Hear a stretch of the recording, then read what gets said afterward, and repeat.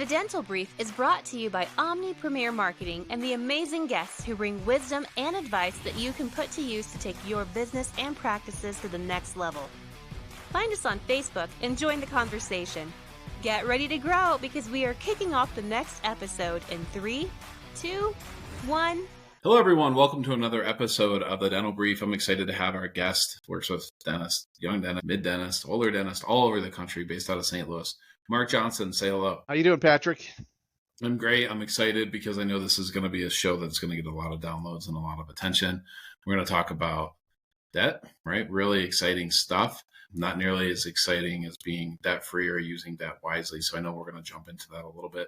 Mark, your studentloansrx.com is your website. Tell me, how did you start working with dentists and tackling the debt problem? How did you get involved in this?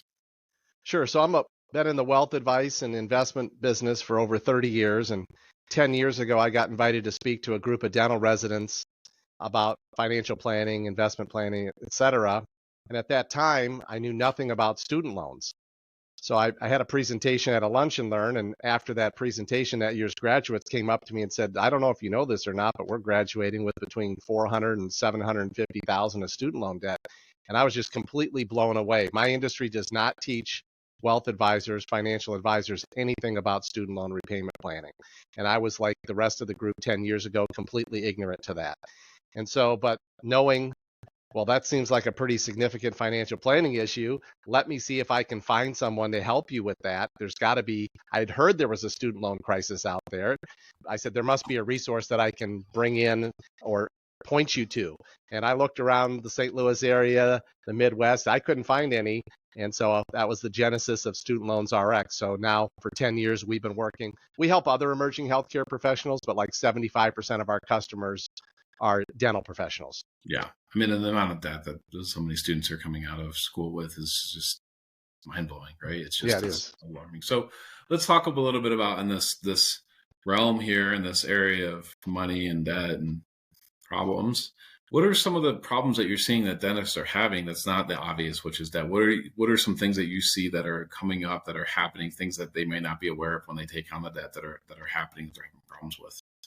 Sure. So there's surveys done that say that, the massive amount of student loan debt, and this is not just in the dental industry, but, nationally, they delay buying a home, they delay getting married, they delay starting a family, they delay buying a practice. And so, the student loan debt just kind of pushes them further down the road in terms of achieving some of those things that just humans like to do, right? We get married, we have kids, we start a family, start a business. And so getting a plan in place early, a smart plan in place early, can really help mitigate some of those life decisions that you might think you have to put off because, I've got all this student loan debt, I can't buy a house, right? Or I shouldn't buy a house or whatever. So that's what we see.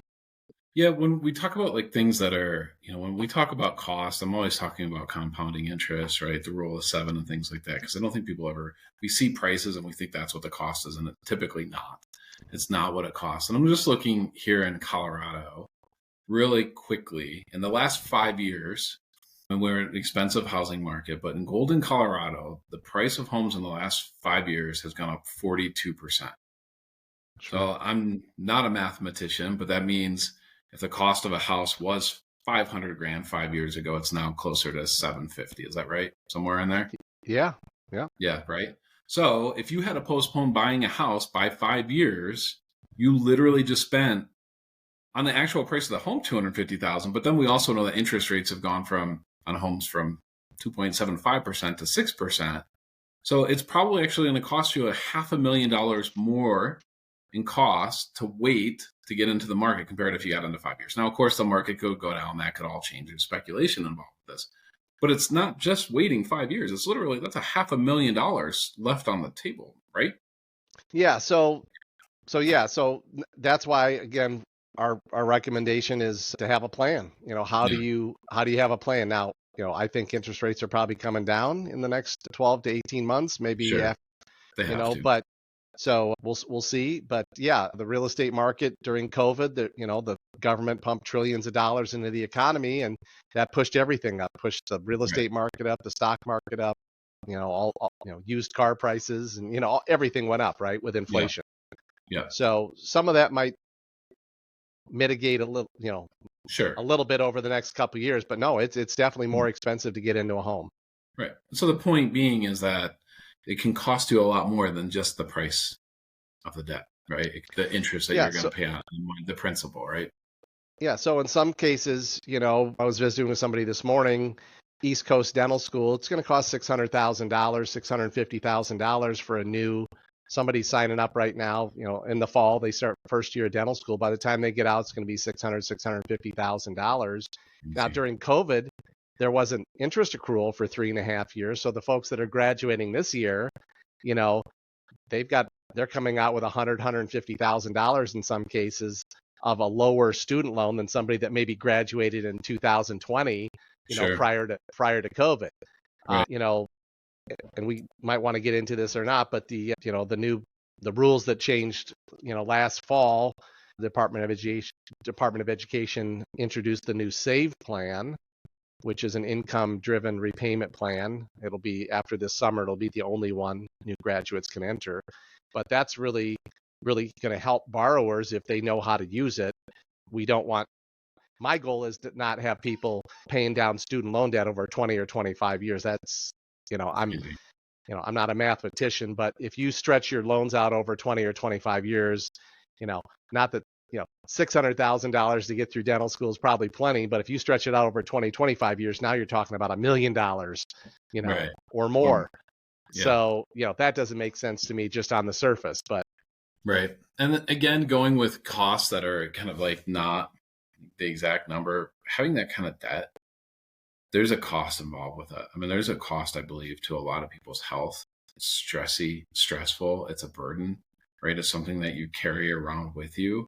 It takes away your freedom. It might make you think that you have to work in an industry you don't want to work in, or do something that you don't want to do, or take a job, right? I mean, having that kind of debt really does limit. Well, relationships.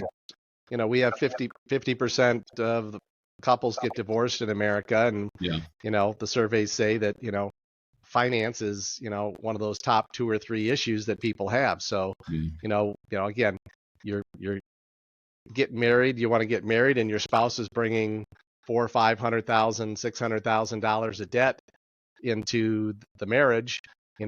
Things get a little bit tight. That can maybe cause some resentments, and so again, having a plan is super important. Yeah, I mean, think about that. I guess if you had to ask yourself, do you want to date someone to consider a marriage that has $1 million in debt and no debt? Kind of think about that a little bit. So, Mark, what are some ways that we can turn some of these negative things we're talking about into positive things? What are some things that we can do to one, get rid of it, or two, make it work better for us than it's working right now? Sure. Well, so I've already said this a few times, having a smart plan and planning a little bit early. We generally work with folks on the way out of school, but occasionally or residency, so they already have the debt. But for folks that are going into school, I say, listen, it might make sense. You might like to go on spring break. I believe that if the student loans weren't available, there wouldn't be a lot of college students out on spring break spending $2,000-$3,000 on a weekend spring break, but they're borrowing that money and oftentimes to go on spring break. So borrow as little as you can, get through school. Your top school might be some private school, but you know what? If you can do a state school and come out with $250,000 or $300,000 of student loan debt, as opposed to going to a school that's going to cost you $500,000, $600,000, $700,000. Right. The challenge is that a young adult oftentimes doesn't understand the magnitude, the difference between $300,000 of student loans and $600,000 of student loans. What is that going to look like over the next 10, 15 years in your life, right? They got the brochure, they visited the campus, they liked that school, they got accepted, and they're signed up. And so just kind of think about that. The other thing is does a 1-year residency financially make sense for you? Schools want to keep you in school as long as possible. I mean, you're their customer. They like getting the tuition. And so if you're thinking about residency, can you financially justify that? That's, do you sit down and crunch the numbers? How much more am I going to make as an orthodontist? Or if I go to do a 1-year residency, how much more money am I going to make in my career by doing that? If you graduate in the top 50% of your class, maybe you don't need a 1-year residency.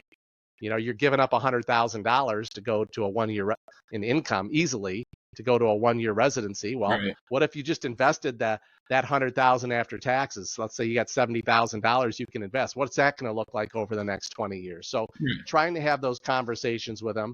And then again, using the resources that are available and educating yourself on those. For example, that new SAVE plan. And for this year's graduates, as an example, they have a 6-month grace period where they don't have to make payments. That might sound nice on paper, but that's 6 months of interest accrual that in many cases is totally avoidable. And then I don't know when this is going to get published, but filing a tax return the last 2 years of school or residency is super important, even if you don't have any income. Because when you go to establish that first repayment plan, we can take your low income tax return and use that as the source document.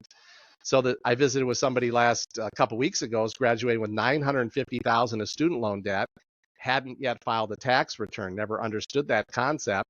I said, you need to file a tax return now so that when you exit residency, they had no income in residency.